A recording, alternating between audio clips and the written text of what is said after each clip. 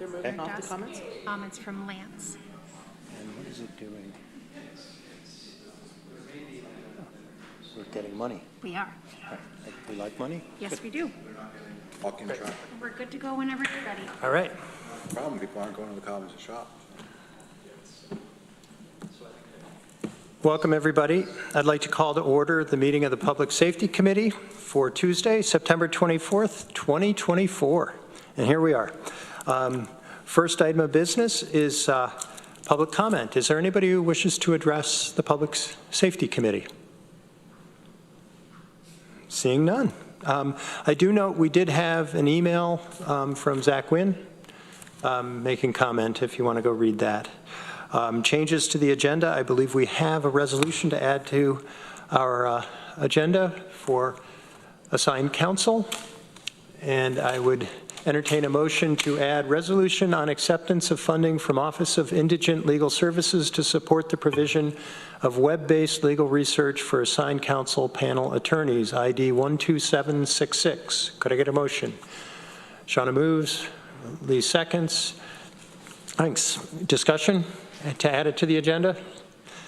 Ready to vote? All those in favor? That's unanimous. Okay, we will address that when we get to assigned counsel. We have minutes from August 27th, 2024. Could I get a motion on the minutes? Veronica moves, Shauna seconds. Questions or comments on the minutes? Ready to vote? All those in favor? Great. All right, we are up to the chair's report, and I'm very happy to welcome our guests today who are going to give us a presentation from Bike Walk Tompkins, and I'd welcome you up to the table. And I assume you have some slides, right? I do. Okay. Have we managed the technology to? I believe so, yes. Okay. All right. Thanks, Rich, for having me. Oh, this is great. Hopefully we live up to the hype since we've been trying to get this scheduled Yes. for some time. No, I'm very pleased to see you. We connected finally. Let me just get this technology going.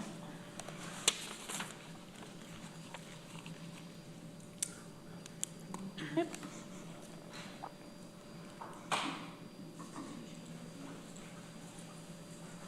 And that looks about right. Okay.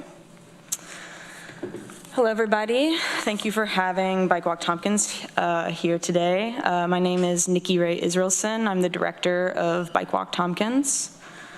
I wanted to start just by introducing our program and our organization, which is the Center for Community Transportation. Bike Walk Tompkins is a program of the Center of Community Transportation, along with Ithaca Car Share and Ithaca Bike Share. We're a 501c3. In particular, Bike Walk Tompkins works to create a safer, more convenient, more accessible bike and pedestrian infrastructure. We advocate and we educate the public on how to best use bicycles and our pedestrian infrastructure. And as you can see on the presentation, I like to think about our work in three major categories: education, access and equity, and advocacy. And we are able to achieve all of this through our partnerships and by doing outreach like we are today.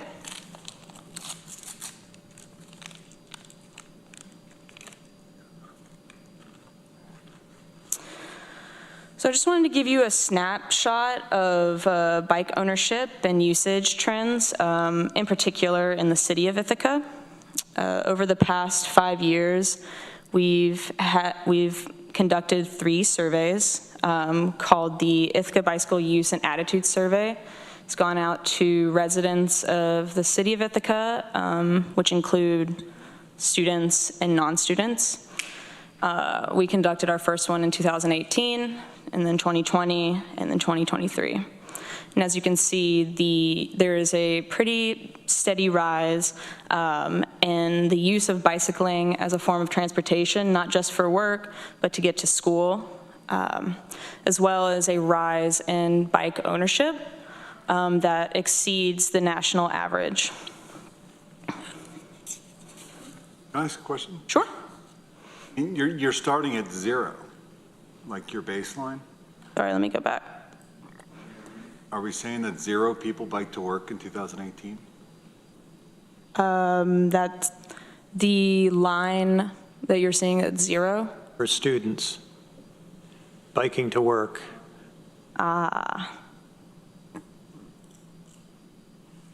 Maybe I input it incorrectly.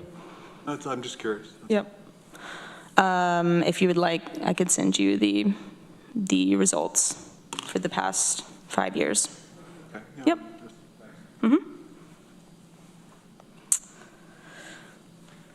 And Rich invited me today to talk in particular about bike theft.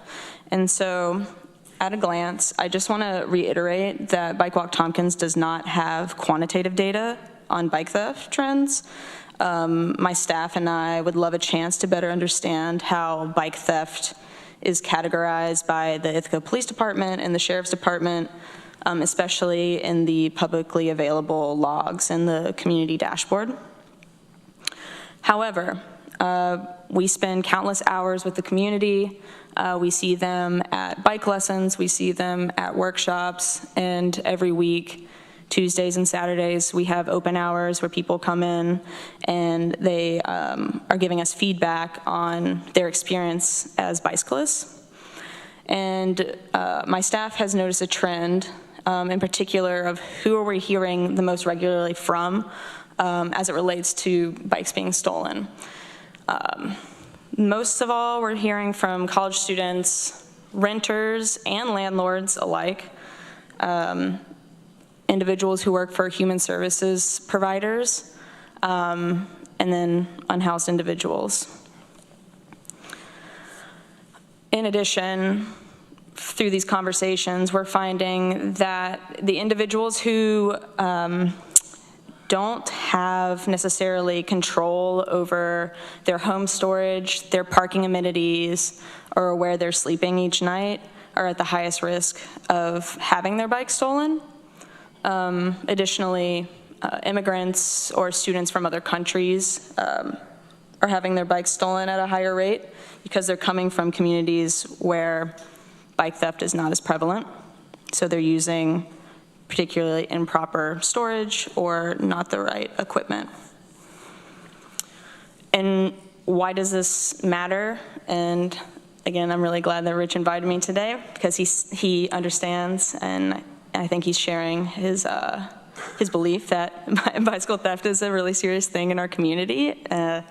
So I just want to reiterate that bicycles are an affordable means of transportation for many who can't drive. And bike theft can seem pretty petty financially for some, but in many cases, a bike is the only transportation option for an individual. And without a bike, they run the risk of losing access to their job opportunities. They might miss crucial appointments and possibly increase the likelihood of desperate measures to obtain their stolen bike through vigilantism or potentially stealing another bike because they need it. We've heard from our community that many choose not to ride their bike simply because they don't feel safe parking it. Bike theft from public bike racks reduces the amount of citizens willing to incorporate active transportation into their lives, and that is the main tenet of Bike Walk Tompkins and all the work that we do. So we're hoping to increase active transportation for our community. And one of the reasons why we'd like to increase active transportation is that more people on bikes and by foot can lead to less personal car use, can reduce traffic congestion for folks who need to use their car, and also alleviate stress around parking constraints, again, for people who need to use their car to get into the city. Last, the frequency of bike theft without proper follow-up or recovery contributes to the feeling of the reduction of personal safety, and it gives neighbors an overall unwell feeling in their sense of community. It just creates the anxiety within neighborhoods, finger pointing at your neighbor, and reluctance to trust law enforcement, who I know, because I've worked with many of them, are doing their best to accommodate the needs of our community. So I'd like to just outline 3 major ways that Bike Walk Tompkins is currently working to prevent bike theft, and I'll follow this up with a few recommendations, with the ultimate goal of we, as an organization, are hoping to decrease incidents of bike theft, and these can be measured. We can figure out how successful we are at achieving this goal by looking at whether or not we're increasing the numbers of secure and adequate bike parking, increasing the numbers of registered bikes on the bike index, and also increasing the numbers of people who are coming through our education programs or attending our community bike shop, as well as in looking at the number of successful bikes that were stolen, like recovery. So I'll start with bike parking. Before I wanted to come in here suggesting improvements on countywide bike parking, I thought that it would be best that we first see what the present conditions are across the county. In 2023, we hired an intern who tracked down every bike rack in the county. The citywide one he did on foot and by bike, but he drove for the rest of them. He created a inventory where he mapped, he documented, and he rated each bike parking location. He also created an interactive map, which is available on our website for the public to see and gauge where bike parking might be available for them. And he's also providing data to the county through GIS mapping for planning purposes. Each entry on these maps that you see includes a picture of the rack, its geographic location, and how it's scored by design, safety aspects, visibility, and a few other terms. And through his internship, he found 850 bike racks over Tompkins County. It's pretty significant. One key finding, there were several, but one that I wanted to point out, that particularly in the more rural communities, the addition of bike racks near public transit and the park and ride options would improve the first and last mile transportation opportunities for communities. And he highlighted in particular in Groton, Dryden, and Freeville. There's certainly more opportunities that he's outlaid, but I just wanted to share that since this is a countywide organization here. But more relevant to this conversation, there were more findings related to the quality and the placement of bike racks, and I just want to explain a little further with the tale of 2 bike racks. So you can see here, we have the Tompkins County Courthouse bike rack, which is just out behind us, and a bike rack at the Marriott Fairfield.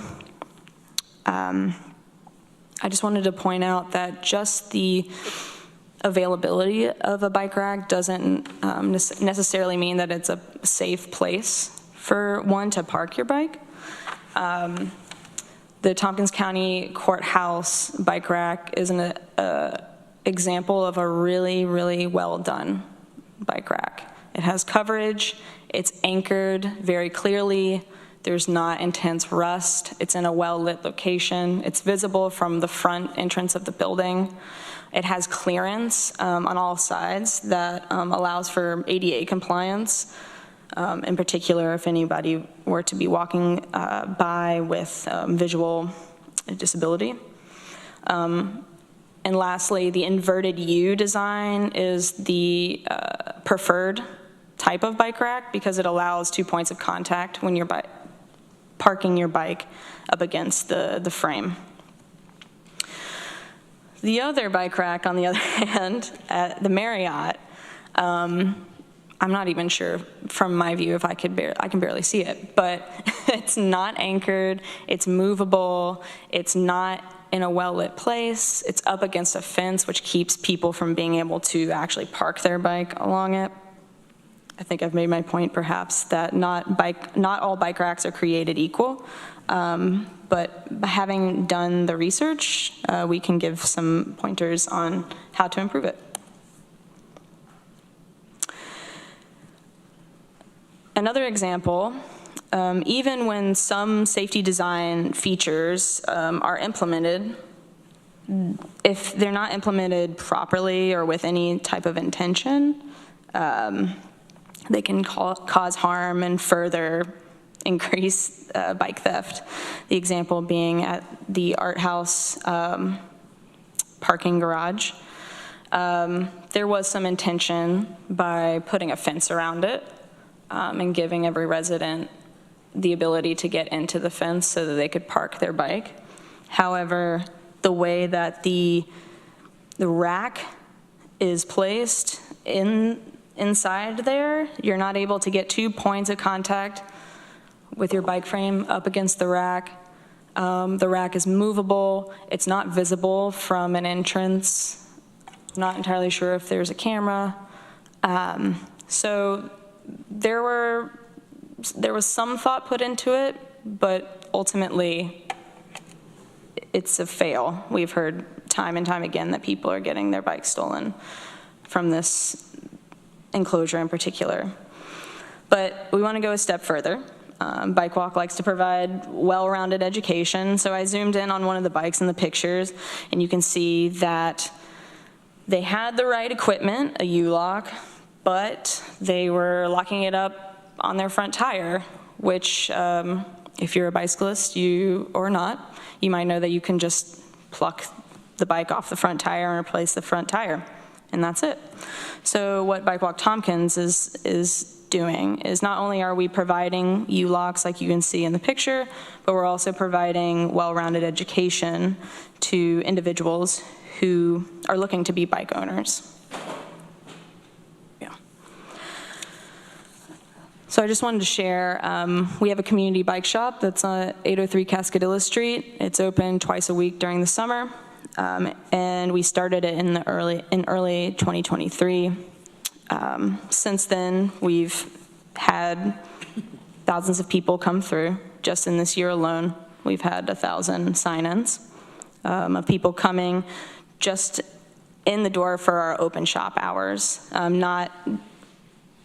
Other than that, we have workshops, we have learn to ride lessons. This has just become a hub for all of our work around bike education. In particular, as it pertains to, as it pertains to bike theft, our community bike shop provides U-locks for a reduced price or free, depending on the need for our community members. And we also teach people how to properly care for their bikes and how to park.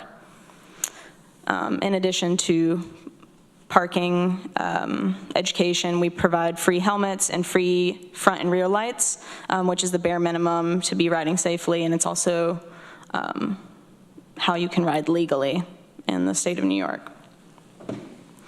And the last thing that our community bike shop does is we handle referrals from the city and county agencies as well as local nonprofits. They may have an individual or a group of individuals who are looking for access for a bike or need a little bit more education, so they refer them to us. We fit them with bikes. Typically, we donate a bike to them that we've refurbished, and then we also give them all of the necessary education and goods that go along with it to ensure that they are well-educated bike owners.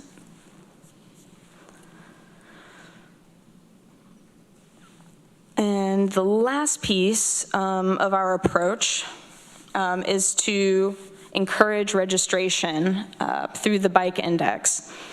The Bike Index is an online database and registry for bicycles. It's free for the community, for community members to add their bikes along with the essential identification like serial numbers, make and model, and pictures in the case that their bike goes missing.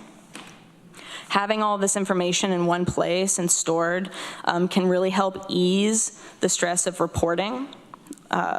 Typically we'll hear, well, I'm not going to report this to IPD because I don't have a picture of my bike and I actually don't know even where to look for my serial number. So getting people signed up for the registry gets them all that information and has it stored conveniently in one place.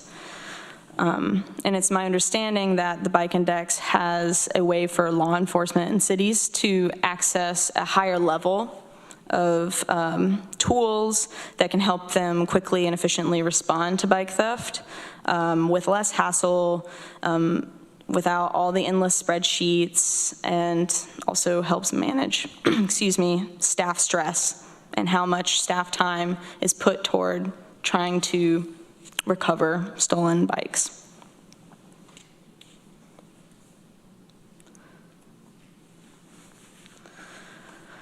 All right, for the recommendations, I would highly, highly recommend that the county legislation inquire that the city of Ithaca subscribe to the Bike Index, whether it's, I don't know which department y'all would like to subscribe.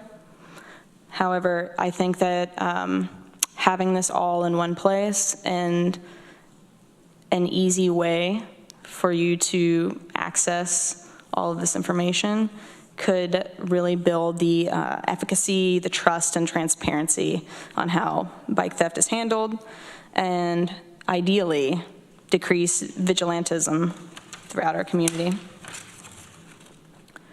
It also, we're asking our community to sign up for the Bike Index, so it would be nice to be able to point them to IPD and say, yes, they are also bought on to the Bike Index.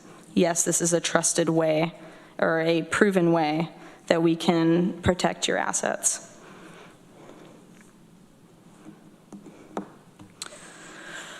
Furthermore, support for our organization and others who are working at a grassroots level to better equip our community with well-rounded education and equipment to help as a well-rounded way to keep their property safe, in particular bikes. I would love for growing support for the installation and the maintenance of bike parking at a countywide level. We're looking for the next step of that bike parking index audit, rather. We're looking to connect with businesses and property owners to share what we found and some of the next steps.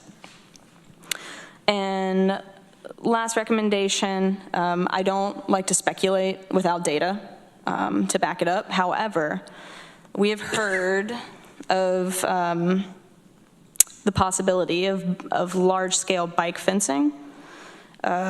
We've heard whispers from folks that stolen bikes are being taken from our community and sold at pawn shops outside of the county. And we suspect that bike theft is less of petty larceny and more organized, and we would love to have that investigated. So I appreciate your time today. So thank you. Okay, thank you so much. I certainly have some questions, but I'd like to go to the committee first. Anybody? Veronica. Thank you. Nikki, what does it mean, or what does it mean for a city to subscribe to Bike Index? If you go on the website, there's a way, it's several layers. There was a slide. I should have maybe kept sharing the screen. I would like to say that it is an annual subscription, but maybe it is, here we go. So as you can see, free access only gives you so much. And as you get higher in the annual subscription, it gives you more tools. Yeah. Okay, Shauna? Thank you for the presentation. My daughter goes to University of Vermont, and one thing that Burlington does is they actually have a Facebook page.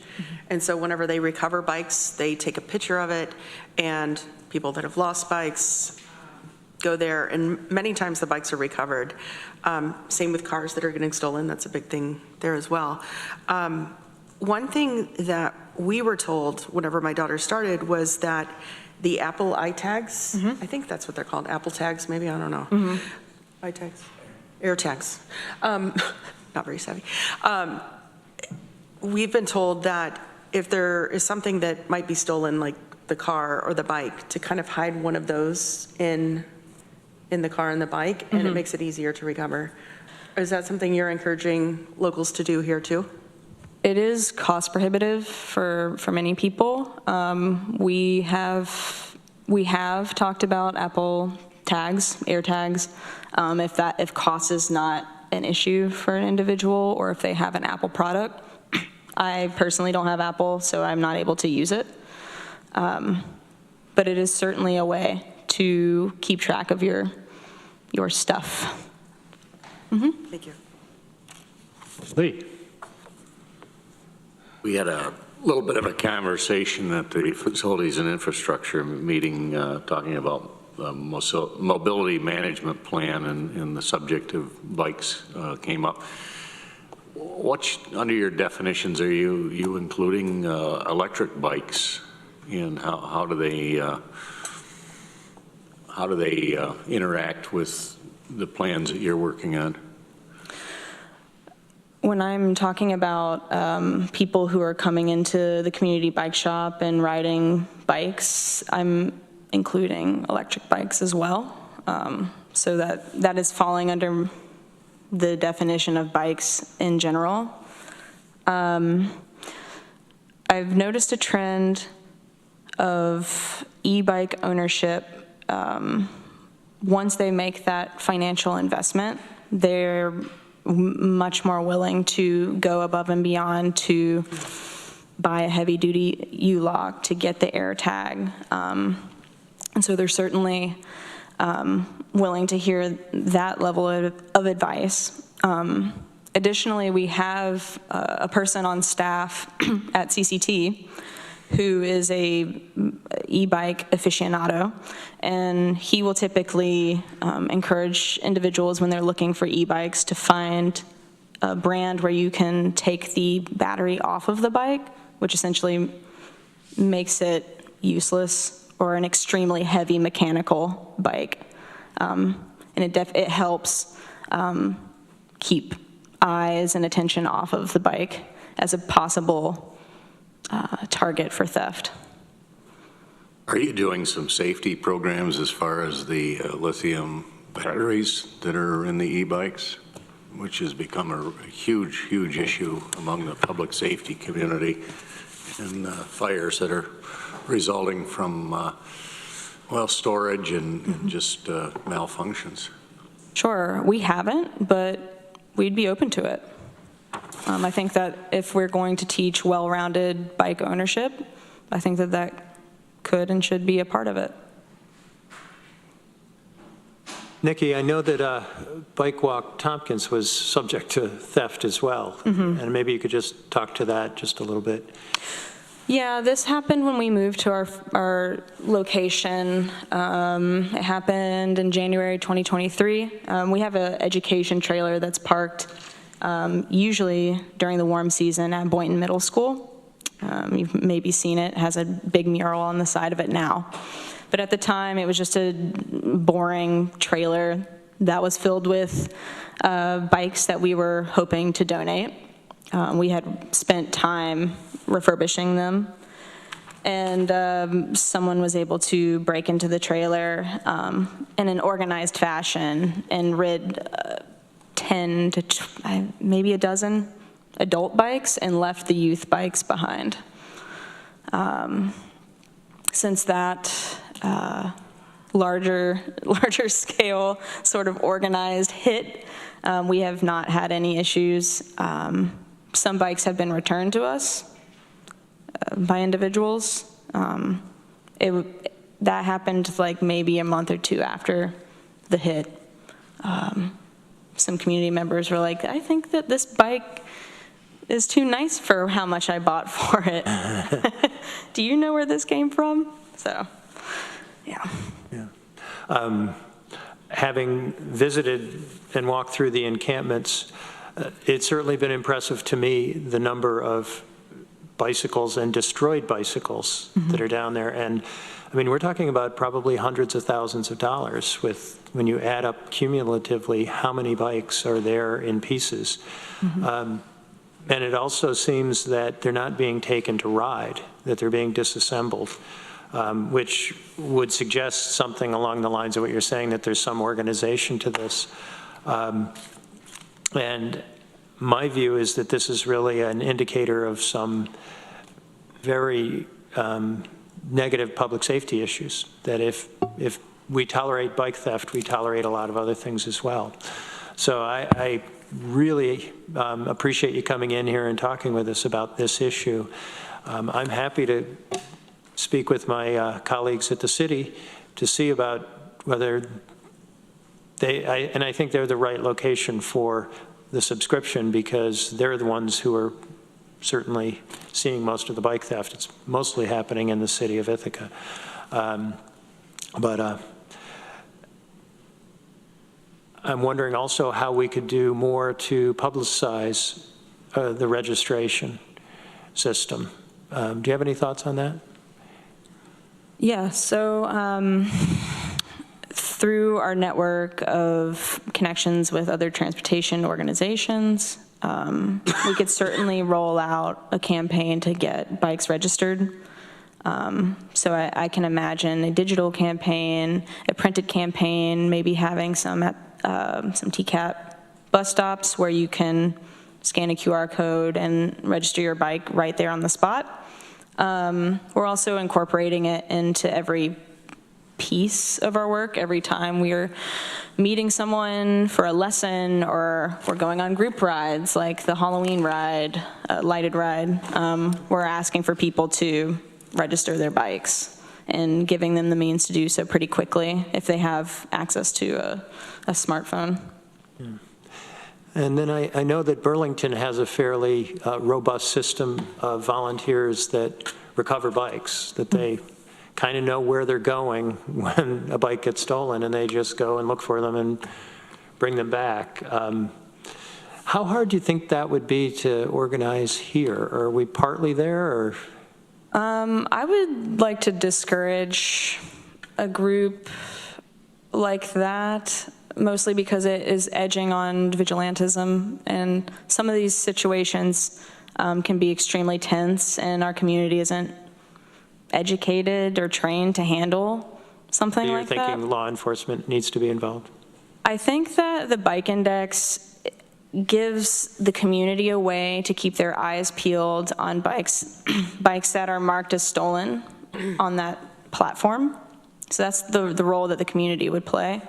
And then on the other end, the law enforcement also would be keyed in on which bikes have been reported stolen, and together that would increase the ability for the bikes to be recovered. I also would say that we've had some staff members have their bikes stolen over the past year, and through the help of IPD, they've been recovered, but they've been recovered in private homes, not in public view. So I would never ask for volunteers to try to get into public homes or muscle their way in, because again, they're not trained to handle that. No, I wasn't suggesting that. Yeah. But if there's lines of bicycles, as in the encampments, it does seem that they came from somewhere. Sure. And recovering them would be far better than just letting them. Like, I saw a bonfire of bicycles all burned, and it was the saddest thing, you know. It's just their bikes should be used. Anyway. Yeah, we have a growing little scrap pile outside of our office when a bike is no longer meeting its needs, and we've been able to connect with the community to pick up, you know, if you're interested in getting this scrap pile and profiting from it, awesome. Here you go. It's right here. It's open for you to take, and it stays clean weekly. And I think that some of the bikes that have been left in some of the encampments are well beyond their usefulness and could be used for scrap. Yeah. Okay. Anything further? Veronica? I forgot this earlier. Cornell has its own bike registry. How does that interact with Bike Index or anything else? So I've been talking with Simon Bernard, who's the transportation demand management professional at Cornell. He's part of the Department of Transportation up there.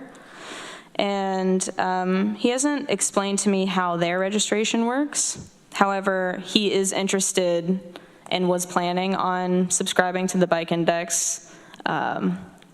He's having some budget issues that are keeping him from subscribing to the Bike Index, but he did a ton of research and actually was one of the people who reinvigorated my hope that the Bike Index would be a really useful tool for our community.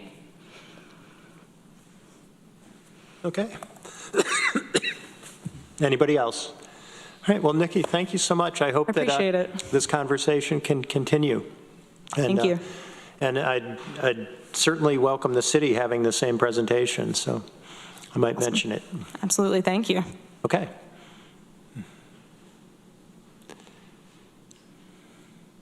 All right.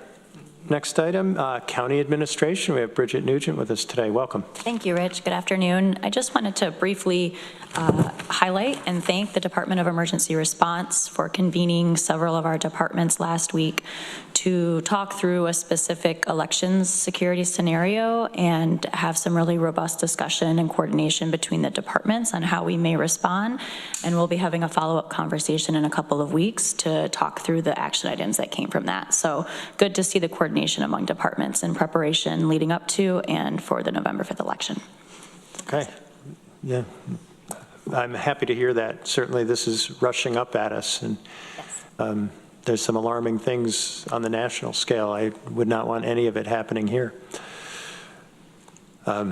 Former elections commissioner. So, okay, anything further? Times have changed, Rich. They really have, and not necessarily all to the good, but there we are. Anything further for county administration? Thank you. All right, we have our sheriff and undersheriff with us. Welcome. And I'd like to once again just note the ceremony for your accreditation occurred up in Albany, and I was wondering if you could tell us a little bit about that. Yeah, thanks, Rich, and hi, everybody. Yeah, we went up, geez, was it last week or the week before? I'm losing track of time, but the undersheriff, myself, and Kyle Koskinen, our road patrol lieutenant, went up to receive our certificate. That went great. It was voted on in our presence and determined that we met the requirements, so we were granted accreditation. It'll be for 5 years, but between now and then, obviously, a lot of work is involved in maintaining that accreditation, assembling proofs of each policy that are being followed. And we also had somewhat of a good time getting out of the office and going up there and, yeah. Okay. All right, and yeah, no, that is a real accomplishment. I am very impressed. You have your report. I assume everybody's had a chance to look at it. Any questions or comments on the sheriff's report? Okay. I'll look in order. I'm curious, anything else you wish to share with us? Yeah, just a couple updates to everybody. Our deputy sheriff civil service test is this weekend, so we're looking forward to getting the results of that, probably in a few months. A community announcement. Our office has partnered with business leaders of color. We are going to have a Faith in Blue pancake breakfast at the United Methodist Church in Lansing. That is October 14th from 8 to 10. We're looking for donations of food items. It's completely free for anybody to attend. So that'll be a nice event if anybody's able to make it. Lastly, I spoke before about our care team and the attention it got from the New York State Division of Criminal Justice Services. This morning we had our kickoff meeting. DCJS has a research consortium and knowledge base that I wasn't overly familiar with until they approached us about our care team. They are partnering us with Dr. Jason Scott of RIT to examine the care team, come up with any ways to maybe improve it, maybe researching a little bit different data collection points that maybe we haven't considered. All kinds of good stuff. It does come with funding from DCJS to pay for this. So the county will be seeing something come from them as far as a contract at some point. They say this could take 1 to 2 years, so it's a pretty lengthy process that they go through. So exciting. The goal of it for us is, like I said, collection of data points that maybe we didn't consider, different deployment methods, and hopefully coming up with something that we can share on a statewide basis more than we have already to see if others are interested in following suit with what we're doing here. So exciting stuff. I'm looking forward to that. And that's all I have. Okay. Since we're in mid-budget, could you remind me, the jail is fully staffed, correct? And is the road patrol fully staffed, or are you hiring there? We have 2 open deputy sheriff positions full-time that we're hoping to fill off of this list for the test that's coming this weekend. Okay, all right. So we're very close. Yeah. Well, certainly it sounds like across the state, finding corrections officers has been really difficult, and we were experiencing that here, but the incentives that were provided seem to have really worked. Yeah, the incentives that provided did really work, and since that time, we've been able to recruit for correctional officer positions even since that expired. So there was an interview conducted yesterday of a new suit CO applicant, and that person was brought on board. That was for an opening that just happened. So yeah, we've been very fortunate in that regard. Okay, and Captain Bunce's retirement is coming up, is that correct? That's correct. He'll be retiring, I believe, sometime in November. And yeah, so we've had a very good transition plan in place with Lauren Harrison that's been with us for a while. They've been working together. Captain Bunce will be using some of his benefit time on the way out, so he will be somewhat absent while he still works here, but he's agreed to stay in phone communication with us and come in whenever we need to when he's utilizing his old vacation time before he leaves to help us out if we need it. But we're very confident in Lauren. She's been working with Ray for a long time, and we shouldn't miss a beat. One development is we're honoring Captain Bunce, who's getting the Kiwanis Award October 21st. If anyone would like to join, it's down at the Golden Bayou on Elmira Road. You said October 24th? Sorry, I misspoke. It's October 21st, and I could send the invite out to the legislature email group. That would be great. And I was going to ask if Captain Bunce might be willing to come to our October meeting of Public Safety. I'd like to say thank you to him. Yeah, absolutely. His years of service. We'll make sure he's here. Okay, okay. Great. Anything further for our sheriff? Looks like we're good. Thank you. Thanks, everybody. Okay. Up next, our district attorney is with us. Welcome, Matt. Hi, Rich. Seems like just yesterday we were talking budget. It does. It does. Couple updates of items of interest.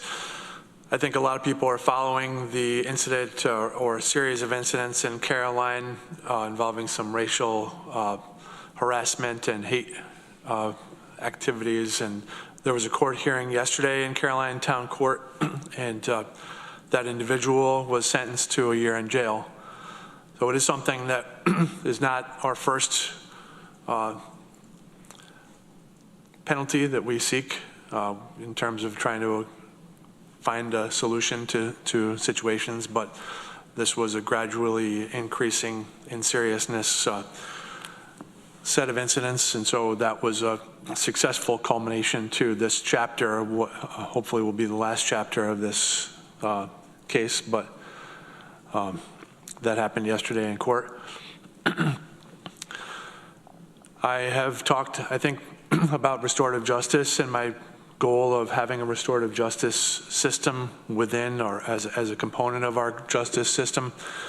I successfully sought a training grant from DCJS, the Office of Court Administration. That's happening the end of October. So it's a training grant for 3 full days of training, and that's a precursor to applying for a $250,000 grant to help with the implementation of that program, the administrative expenses and logistical expenses. I've invited some of the stakeholders, everybody from my office, but I invited Lance, who is coming to the training, as well as Dan and Carla from Probation, and URO, as well as Jordan Clemens from Unbroken Promise Initiative. So I'm hopeful that those stakeholders will be a big part of the program if we are successful in seeking the $250,000 grant, assuming I get to keep the grant money. Sorry. Sore point for you, Matt.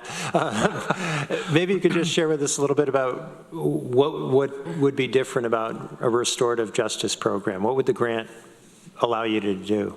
So my hope is that every case where there is a victim and an offender would be a case where there's an opportunity for participation in restorative justice, not to replace the adjudicative process, but to be a supplement to it.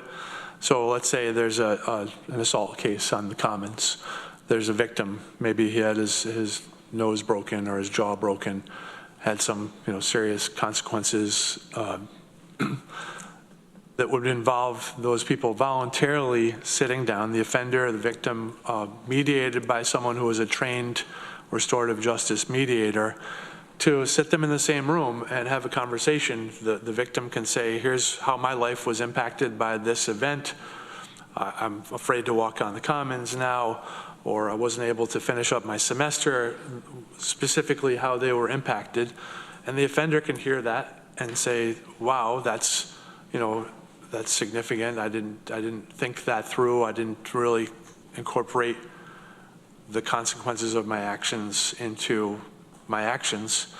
And it provides for some level of healing and accountability that doesn't exist in our current system. The victims don't really get that. They don't get to face their offenders in a room and hear and be able to exchange. They can apologize.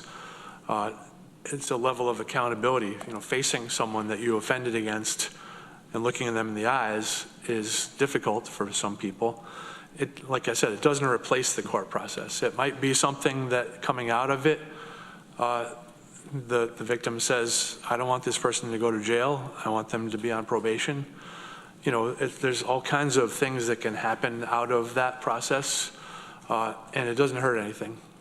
It's just an opportunity for people to talk to each other and understand, the impact of their actions and start the healing process. So that would be something that's given as an option in as many cases as possible. And, it will not disrupt the process, but it might slow it down a little bit if people are interested in doing that. Yeah. Well, having attended the DWI victim impact panels, it's really powerful.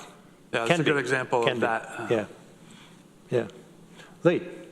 So would the 250 grant go toward hiring mediators, and would it be a contract out to agencies that would assist in this process, or kind of open right now? Well, it has to be administered. Somebody has to be responsible for doing the logistics, setting up the meetings, coordinating the meeting space, making sure everybody is where they're supposed to be, following up on paperwork, the administrative piece of that. And when I first started thinking about this, it seemed like maybe to me naively that we could do this with volunteers, and everybody I've spoken to who knows how successful restorative justice programs work have said, no, that's not how, you can't do it that way. You have to have someone who is a paid administrator making it all happen. So that would be, and I haven't gone down the road of setting forth a detailed proposal for that yet, not putting the cart before the horse, but that would definitely be, that money. It might be for multiple years of the program, but that's the number that I was told was available as the grant. Any idea how many victims might be incorporated into something like this on an annual basis? I mean, I think many crimes have victims. Some don't, but any crime that involves a victim, we have 1,500 cases a year, give or take. Many of them are victimless crimes, quote unquote, but as many as possible. And I think in general, my experience is that people who have been affected, many of them want to participate in this kind of thing to really get some closure.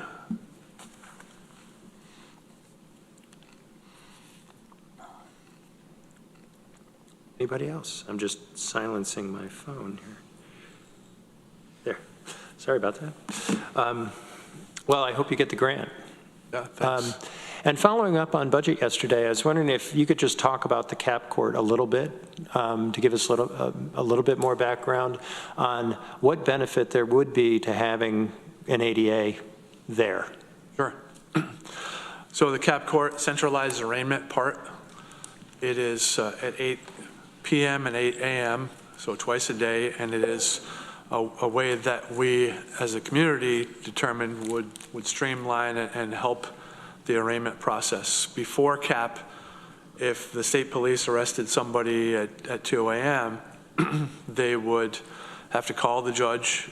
If the arrest happened in Enfield, they'd have to call the Enfield judge and wait for them to answer the phone. If they got a hold of them, the Enfield judge might say, well, okay, it's 2 a.m., I'll meet you at the courthouse at 3:30 or 3 o'clock, let's say. Then the judge calls a defense attorney and says, get out of bed, you got an arraignment, be at the courthouse at 3 o'clock. They might show up at 3, they might show up at 3:30. The police who have arrested that individual have to sit with that person and wait until everybody is in place. They sometimes will call the DA's office, sometimes they'll call me, hey, I made this arrest, do you have a bail recommendation? But sometimes not. And so when you get all those players together, it's now 2 or 3 hours later, the police officers, there may have been 3 trooper cars on the road or sheriff's cars on the road that night. One of them is out of commission for that huge chunk of time. What the cap allowed for is if the troopers make that arrest, they bring the individual to the jail, and then twice a day, they will be arraigned in front of a judge who is on call, so that the judge just knows I'm going to be there at 8 a.m. or whatever time they get there to prepare. The individual is housed in the jail in a holding area of the jail until they are brought before the judge. There's a defense attorney on call who is scheduled to be there.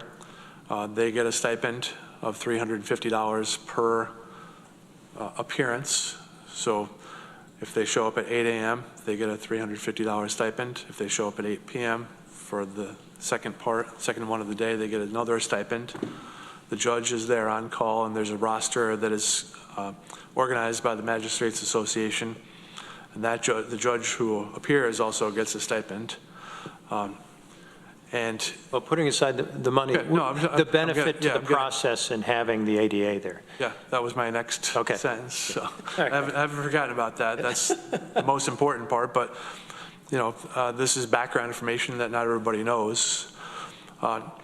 So sometimes, like I said, with before and after CAP, sometimes we will be involved, meaning the DA's office. Sometimes we will be asked by the police for a bail recommendation. Sometimes we will not. Sometimes, every so often, the judge will call me during the CAP, put me on speakerphone, and say, here's the situation, do you have any input? That input sometimes relates to the issuance of an order of protection. When a victim, that's one of the main reasons why someone will be arraigned. If it's not a bail eligible offense, that person would still be arraigned because there's an order of protection being sought by a victim. That's a very detail oriented process that would benefit from a prosecutor's input. That is the commencement of the timeline for us to provide discovery and to state readiness for trial, the date of the arraignment. Sometimes we don't get the paperwork from the arraignment until multiple days later because it is not consistent from one judge to the next of who does what in terms of paperwork. Sometimes I get emails about a cap arraignment and sometimes I don't. Sometimes nobody in my office gets them. That starts the timeline for the scheduling of a felony complaint or a felony preliminary hearing. If someone is arrested for a felony offense and they have 2 prior felony convictions, the cap judge is required to remand them to jail. They are not allowed to set bail. And that felony preliminary hearing is scheduled by statute within 120 to 144 hours after the time of the arrest. Sometimes there is the felony charge is not one that is bail eligible. So the person, once they get a defense attorney, the defense attorney can file an application in county court for ROR and be successful. That doesn't always happen for various reasons. One, sometimes there's no defense attorney assigned to handle the case past the cap arraignment right away. But we can identify those cases where we know we're not going to try to keep that person in jail. And there's lots of reasons why we wouldn't for a felony case. But in those cases, we can tell the judge, schedule this for tomorrow, because we know we're not going to present evidence at a felony hearing. We're not going to try to keep this person in jail.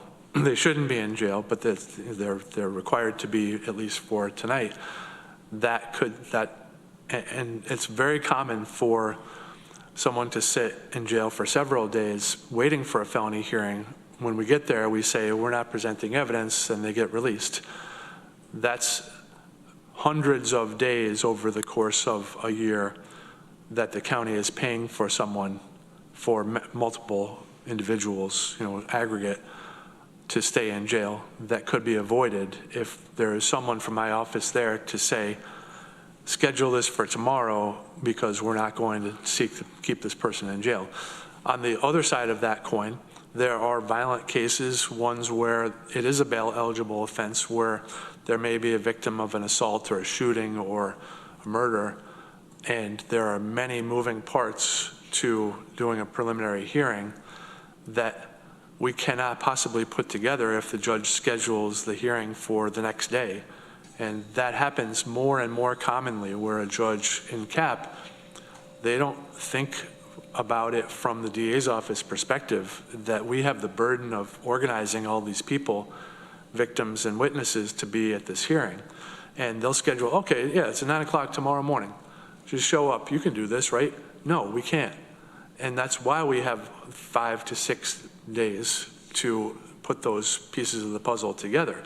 And if we have someone there at the cap arraignment, we can convince the judge that that is not the law. We are entitled to those 5 days by law, and there is a good reason for that, because we have responsibility of organizing the proof and the evidence and the witnesses, and we can't do that on 12 hours notice.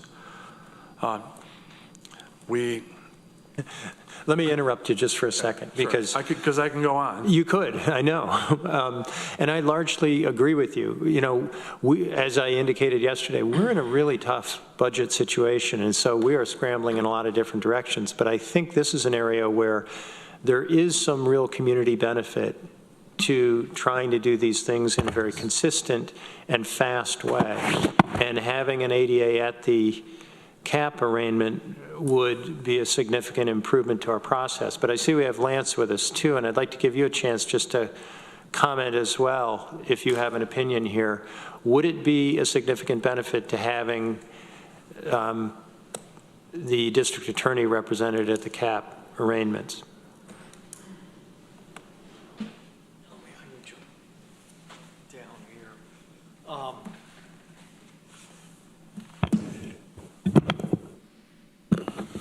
Is that, yep, I'd want to make sure it was on. Quite on. Well, I don't want to comment on Matt's budget. I think that's his budget. I don't think it's appropriate for me to try to say yes or no. But in terms of cap, certainly I think in some cases, as Matt's outlined, it could be helpful. In a variety of ways. Sometimes we have judges who are confused on even if a case is bail eligible or not. Frankly, judges tend to listen to the district attorney's office more than they do to the defense attorneys on those types of issues, for better or worse. So it can be helpful there. I think when they're, if someone from the district, an attorney from the district attorney's office is saying, no, that's not a bail eligible offense, you need to release them, that frankly probably carries a little more weight than if I say that. I think there are some situations where it would be, as Matt indicated, useful to have that input there at the time, as opposed to after the fact when you're chasing it. Once a case leaves cap court, then it's in a bit of a gray zone until it gets to the town court where it's supposed to go, the jurisdictional court, and they can process it, and then you have to try to, if it's after cap court, you have to try to get them engaged in looking at something. Sometimes they don't even have the paperwork yet, or you have to go to a superior court to try to fix a problem. So you're chasing the problem, which I think is part of what Matt was saying, if I understood him. If someone's there at cap court, it can be helpful at times to do it immediately. And the overarching point is that it can be a financial cost saver to the county. Yeah, and I didn't want to spend too much time on it going over what we talked about yesterday, but just a little more detail I think was really helpful. Lee? Do we have some stats on the number of arraignments that have been done? No.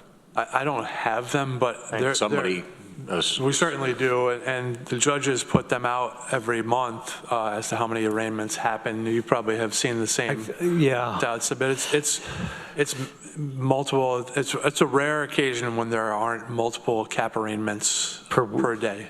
It'd be helpful toward the budget discussion to know, how many appearances you're looking at, and the number of individuals that would be affected here. I think I have that number somewhere. We get the reports. The Judge Howell keeps that data. I've seen it.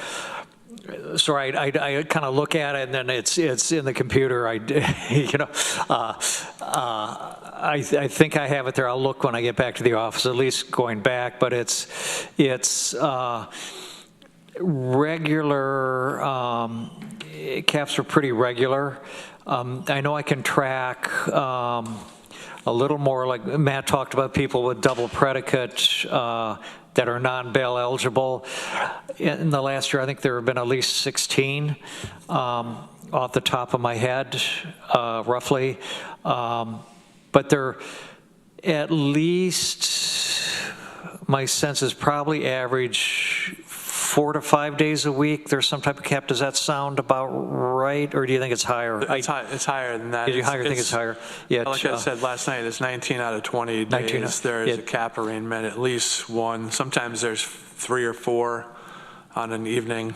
Yeah. No, I meant, and I didn't mean number of cases. I meant number of days. I mean, it's pretty frequent. It would be unusual for us to go multiple days without a cap, because that sticks out. Because I see not all of the caps, unfortunately, but most of the caps, Matt and I are included in the paperwork, so we'll see them, you know, they pop up. Sometimes they don't, but I'll look and see what data I have and forward it on to the committee. Okay. Derek has his hand Yeah, up. I see our sheriff has a hand up. Go ahead, Derek. Yeah, thanks. I just wanted to weigh in a little bit, you know, in any court proceeding, especially in arraignment, when we're kicking the whole process off, it's always kind of ironic to me, you know, when you step into one of these and you have a judge and a defense attorney, but you don't have anybody from the DA's office.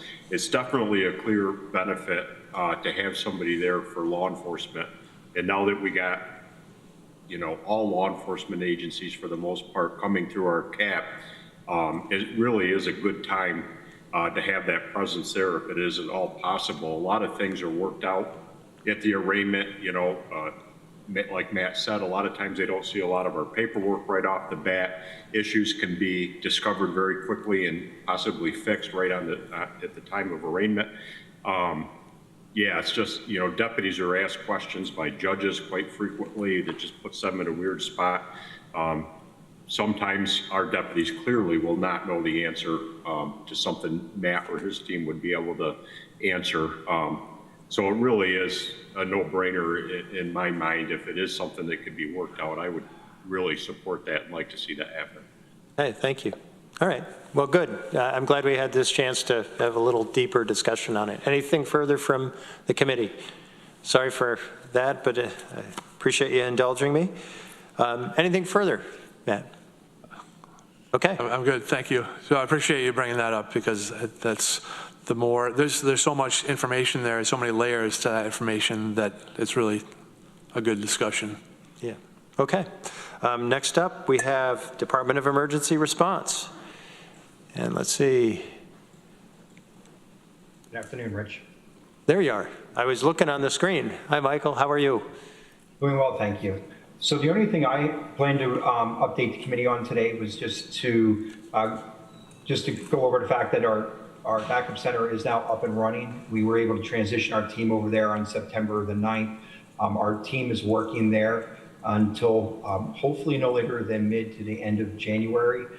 We're expecting the renovations to begin here, the demolition to begin here the 3rd week of October, and the furniture for the space is expected December 9th. So we have a lot to do between now and then, and we've already started doing quite a few different action items to get that space ready for not only the demolition, but then also the renovations to that space. With me today is Danielle, and she's going to give an overview of the peer support program she's been working on through Overwatch. So if I could just give her a few minutes, Rich, if that would be okay. That'd be great. And then any questions, you know, regarding our report. Joe and Jessica are on as well. Good afternoon. Thank you, Mike. I have been coordinating with NAMI Finger Lakes, New York, and we have been working with Overwatch out of North Texas. We have established an advisory committee at this point. We have Overwatch traveling out from North Texas the first weekend in October. So we are going to have our own team of trainers. So we will be able to go out and train fire, law, EMS, whatever department would like us to come in. We are looking to serve all fire, law, EMS, dispatch, probation, parole, CPS, ER staff, anybody that works either directly or on the periphery with emergency services. One of the big components is making sure that we have confidentiality in place. So we are going to be working to bring in Cortland County as well, because not everybody is going to be comfortable talking to somebody that they work with on a regular basis. So building a larger network will help people step forward when they are looking for some kind of peer support. We are also working with an app developer. He is a retired firefighter, and we will have an app that we launch with it as well that can be used for submitting a request for peer support. They can do it through the app, or they can request to speak to somebody in person. And we are waiting to hear back on whether we got a grant or not. We are looking to do a full-scale launch in the spring with a mental health conference. And we are also going to be incorporating the CISM team in that. So Joe's still going to oversee the CISM team, but we're going to be folding that CISM team in with our Overwatch peer support program as well, because they're just an extension of the same kind of skill set. And then our next venture, once we get the peer support program up and going, is we are going to be looking to build a CIT program as well that is also housed underneath NAMI. So thank you, Mike. Danielle, do you want to maybe just make the distinction between what we're doing with peer support and CISM, and what they actually are and how they independently serve the community, and then also the overlap between the two? Sure. So a CISM team is typically activated when there is a specific event that transpires.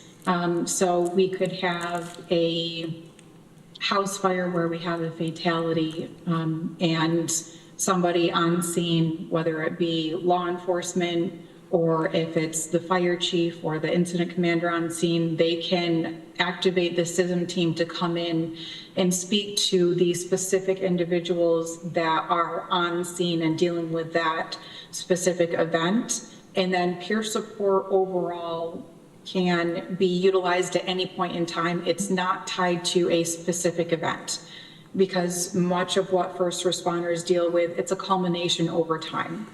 And it's not tied to one specific event, but it can be both professional and it can be personal, because more often than not, a first responder will bring things home with them. And we are looking to help them build healthy coping mechanisms to work through some of the things that they see, they hear, they have to experience while they're out there serving the public. And peer support is really important, because if our first responders are not healthy, they're not in a good space mentally, physically, emotionally, then they're not going to be in a very good place to help those that they are out there to serve. So we want to make sure that we can do everything we can to possibly help them.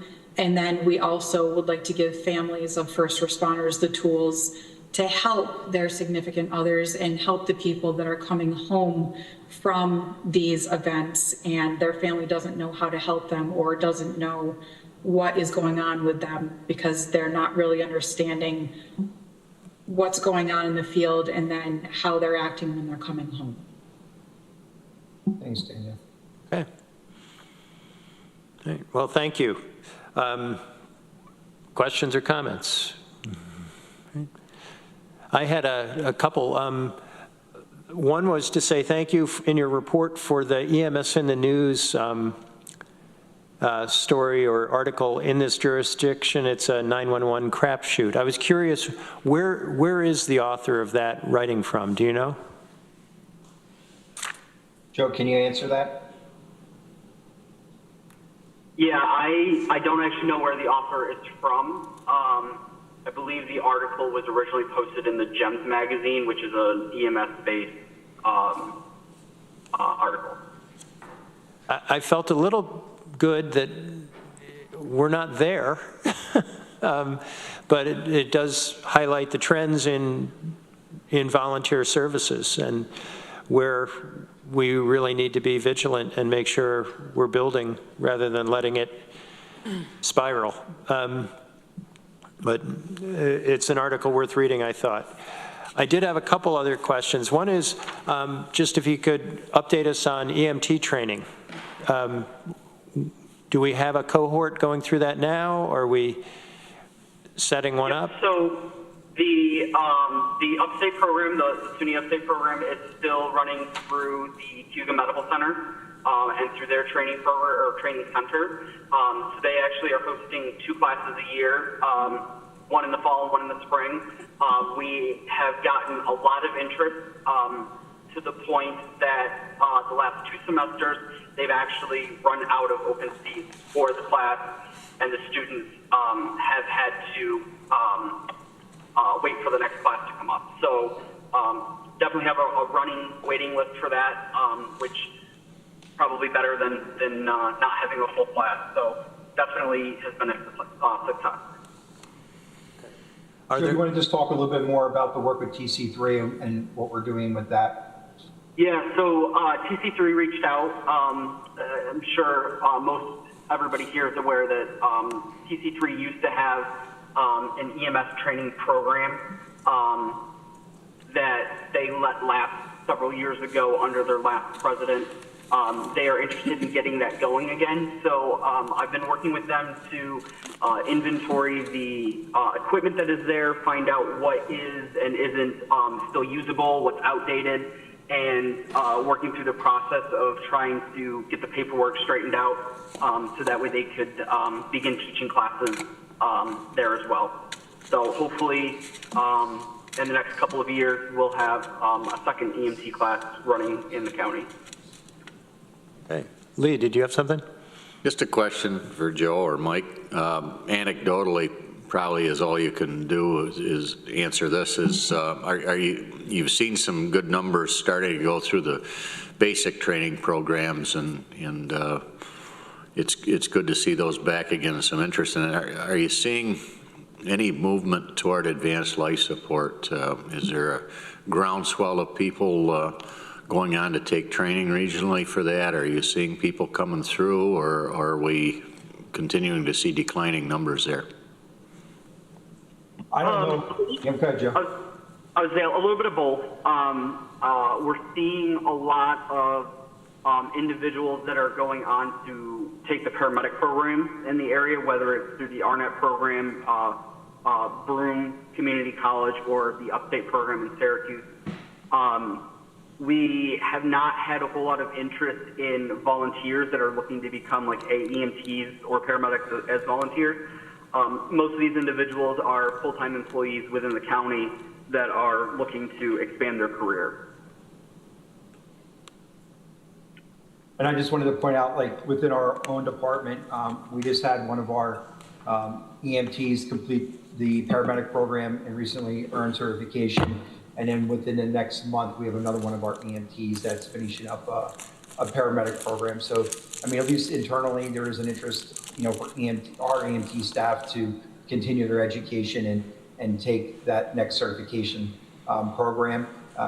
Probably in November, we'll push something out about that once the second staff member completes their boards. But we're excited just to see that level of professional development and interest within our own team. And I agree with that it's great to have a waiting list, although it's too bad we have a waiting list. I'd like to give everybody who really could use the training, so we'd have more EMTs in our community. But it sounds like we're heading in the right direction. Yes. Mike? No, just whenever we're done. Yeah. Oh, no, I just wanted to say, Department of Emergency Response, so since we're still here, I heard somebody texted me, Cayuga Heights Fire Department delivered a baby today, or helped deliver a baby. And I just thought that was nice news. So there you go. Very nice. Congratulations, Cayuga Heights Fire Department. Yeah, Shauna. Yeah, I had a question. I know that Anna Kellis's bill ended up getting signed by the governor, and was wondering, I believe it will provide some funding for volunteer and professional fire EMS, is that right, to receive reimbursement from Medicaid. And I wanted to see if there was going to be any conversation about the county being able to bill for some of our services too. Maybe Mike knows more of that, but I talked to Anna last week, and it really had to do more with treatment in place and alternative destinations, and the ability for Medicaid to reimburse when they go someplace other than an emergency room. And I don't know about, and again, Mike may know more, or Joe, but I don't know that there's any movement that would allow for first responders, non-transporting agencies to be able to bill for service. But it may end up back in the mix. Yeah, to Lee's point, we're still waiting for, the Department of EMS at the state level to provide some guidance outside of what we've already seen publicized when these two laws were passed. So operationalizing some of what's there is, Joe and I are a bit curious. I will say that our current status of having just a agency number and not having a certificate of need would not permit us to bill for our services, for example. So if that was something that the county was interested in us pursuing, the first step for us would be to obtain a certificate of need. And then, of course, wait to see what the state actually rolls out as far as policy and procedures based on the new legislation. But I think all of it is certainly a step in the right direction. I'm optimistic about it. And I think it's great that we're seeing this type of movement at the state level. Thank you. I can add that at NISAC, we passed a resolution with the latest version of the EMS package, and it hopefully will get some traction this legislative session coming up in January with the state level. But Rich, was any of that specific to EMS being an essential service? yes, that was one of the elements. There was also, and I'm going from memory here, but there was a bill that would provide more flexibility in setting up ambulance districts, what the boundaries could be. And certainly there was one on billing and changing the structure of who can bill and how they can bill.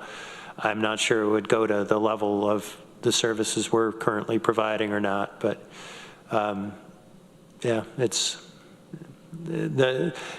good, I guess, that at the state level they're understanding the need to really address this, but we'll see what they actually do. Anyway, that's good news in terms of the growth of our EMT program here locally. I did have a question last month I wanted to follow up on, which was, it's on page 39 of our agenda, the list of calls and the 5-year average. And we were trying to figure out how the 5-year average was determined month to month, because it seemed like there were some significant changes. Are you talking EMS calls? No, he's talking about our TomStat report. This is more things. So Danielle, you want to just cover that?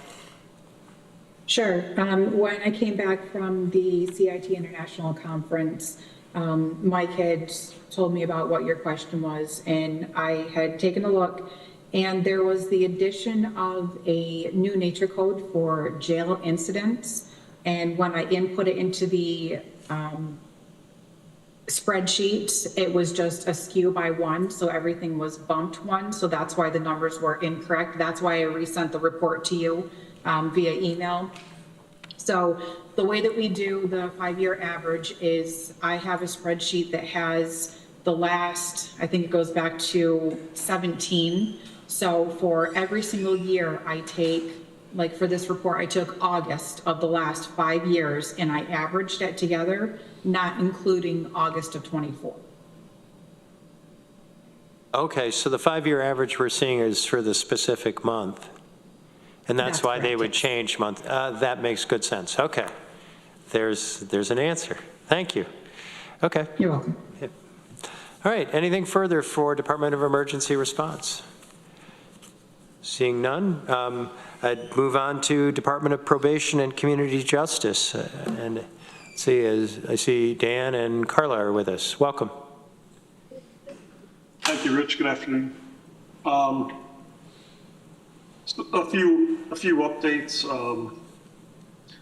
Our last, most recent hire from February is scheduled to attend the 3 weeks fundamentals of probation practice training in Erie County beginning next week, to be followed by the 9-week basic course for peace officers that begins December 16th through January 24th in Broome County.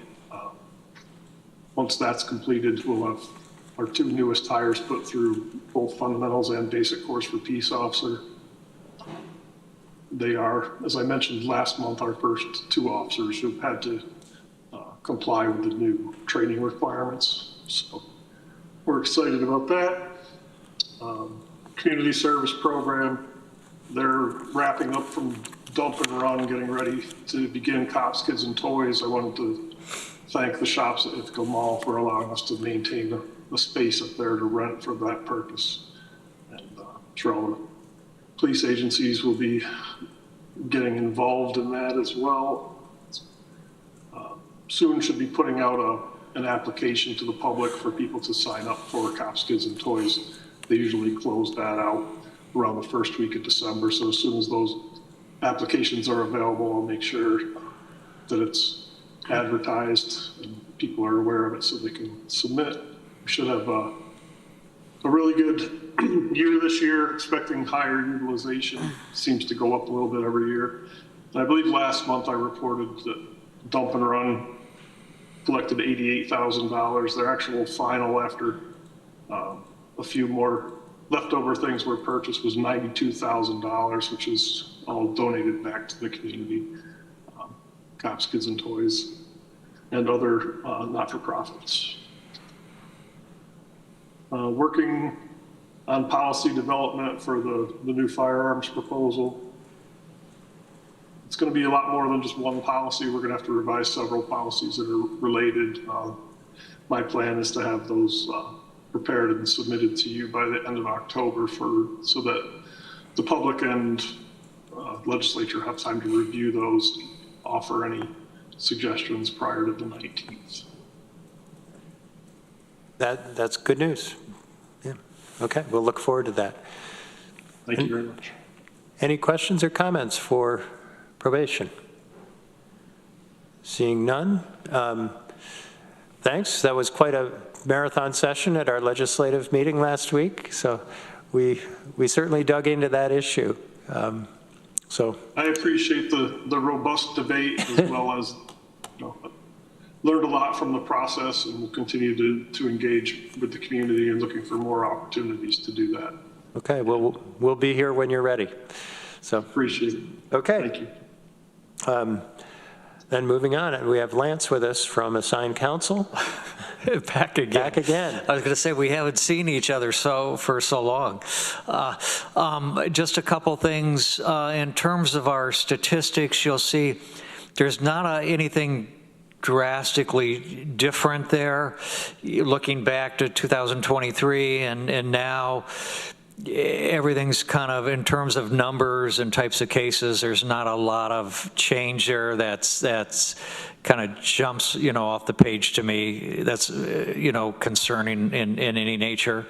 On that, if it holds, I don't see tremendous changes in annual numbers or anything there in terms of what's going on, which is good news, I guess, for the community and for us in terms of budget.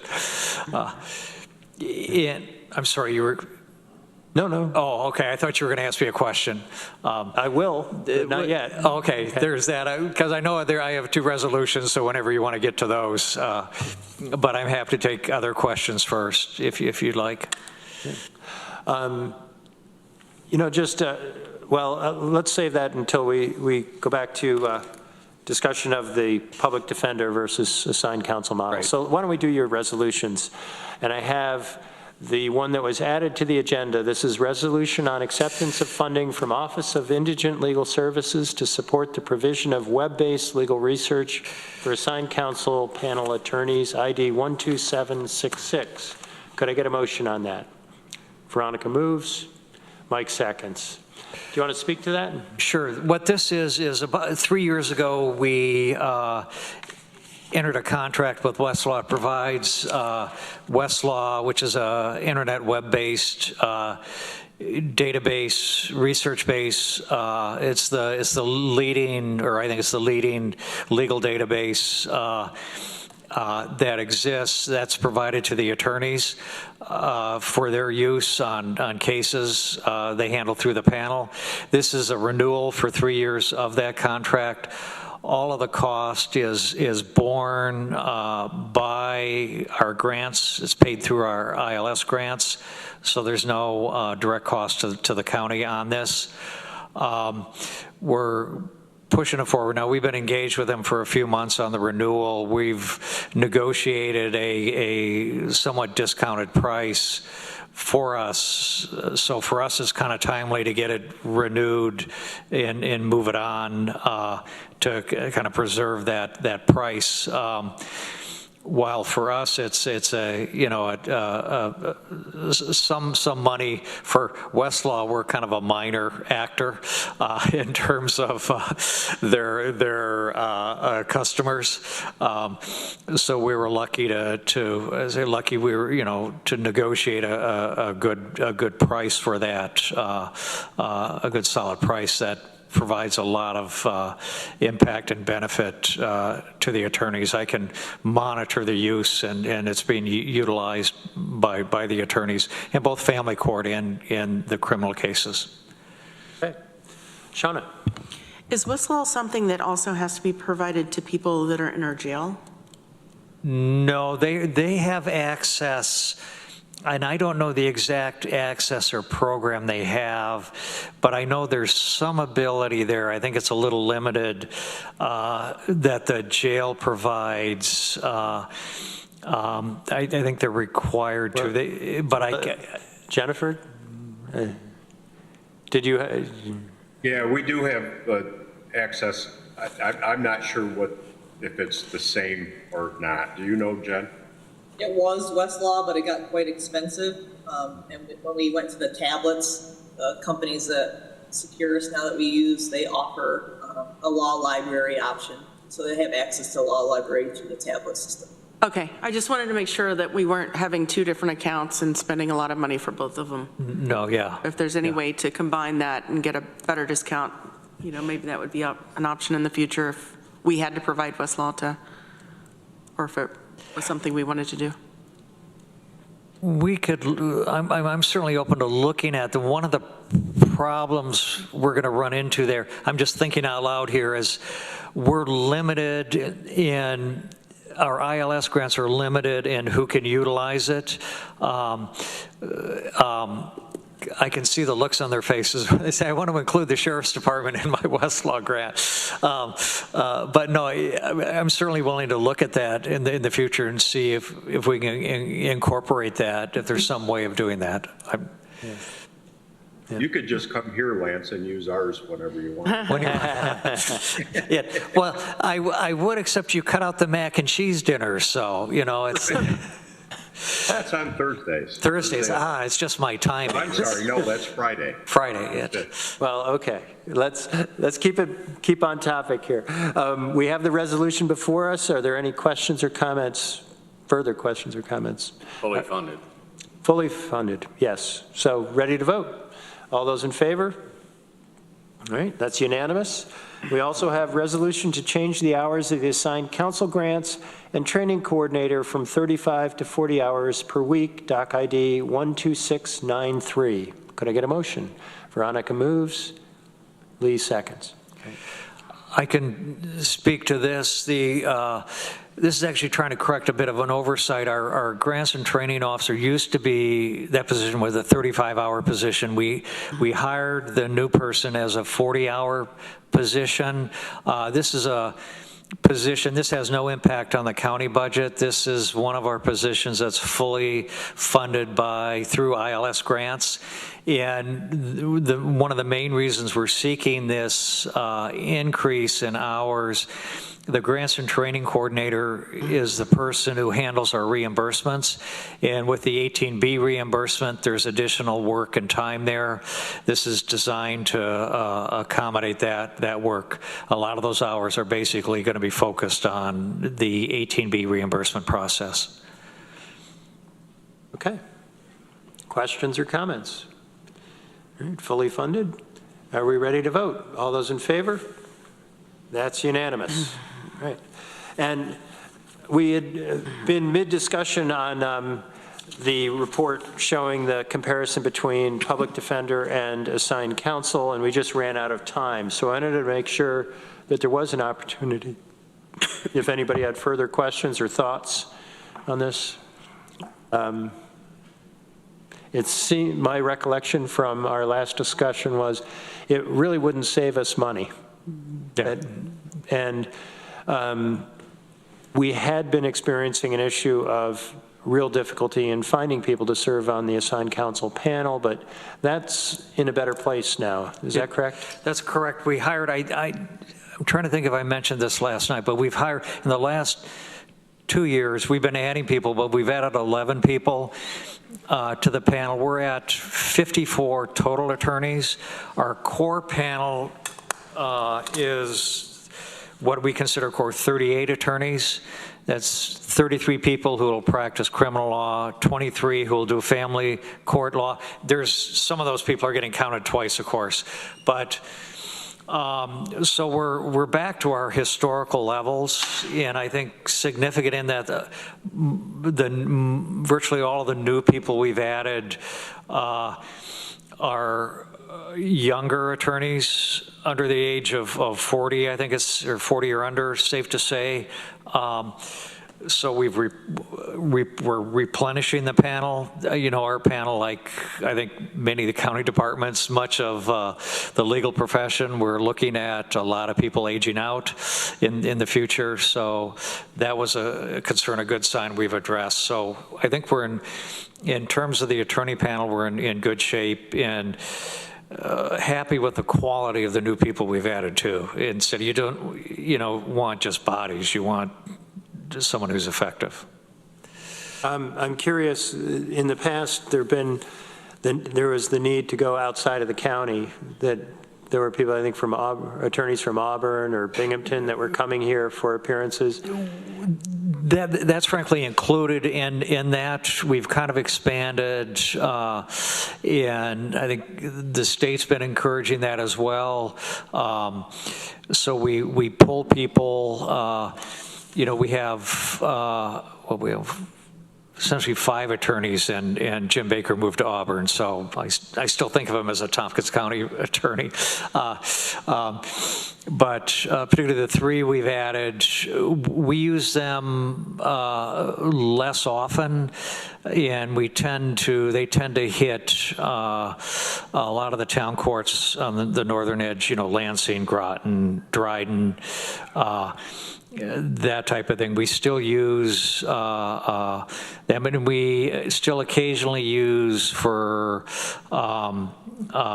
individual cases. We may go out of county, like we had a murder case. We had someone because of conflicts, we went to Syracuse. But most of the attorneys we've added, those 11 are in county. Yeah, it makes me nervous if we're spending a lot of money for attorneys to drive. Yeah, no, we're aware of that, and we try to, one of the things we try to do, we try to limit that as we can. We'll have them take, you know, like if we're bringing someone from Auburn to Lansing or Dryden, give them multiple cases, and then they'll tend to schedule them when they have to be there all the same night, so you're limiting those costs. Yeah. Okay, and in terms of backlog at the trial courts, particularly the county court, how are we doing there? Are we and I'm looking at you as well, Matt, for comment, that we're processing the cases at a reasonable pace? I feel like we are. I mean, I think we're working through the backlog. I think to the sense we have a backlog in terms of awaiting trial, much of that is driven by the judges and their calendars. I mean, you can only have so many trials per month in the courthouse, effectively. I can't. Matt can correct me if I'm missing one. I don't. We've had a few cases that are. I call them the NGRI cases. It was severe mental health issues where they're, you know, those drag. We've had a murder case and an assault case that lasted a long time because of that. I think they're both resolved or resolving, if I'm not mistaken. Otherwise, I think they're moving at a reasonable rate. I can't think of one that's dragged for a long time. You hit sometimes where you know, an individual client or defendant may be difficult to process through the system for various reasons, but those have always been there. They're kind of the anomaly. Otherwise, I think we're processing, particularly compared to other counties, we're reasonable. I can't think of anybody who is ready for trial as a defendant, meaning the motions have been processed, hearings have been had for pretrial issues, and is waiting excessive amount of time. There's nobody who's at that point and just waiting for their trial date. I think once we get to that point, they are able to have a trial within a very short period of time. Okay. Yeah. Good news. Yeah. All right. Anybody else? Questions for our assigned counsel? Director. Okay. Well, Lance, thanks for coming in. Sure. Appreciate it. My pleasure. All right. And is there any other business to come before the Public Safety Committee? Seeing none, I'd entertain a motion to adjourn. Shauna moves, Lee seconds, all in favor. We are adjourned. Thanks, everybody.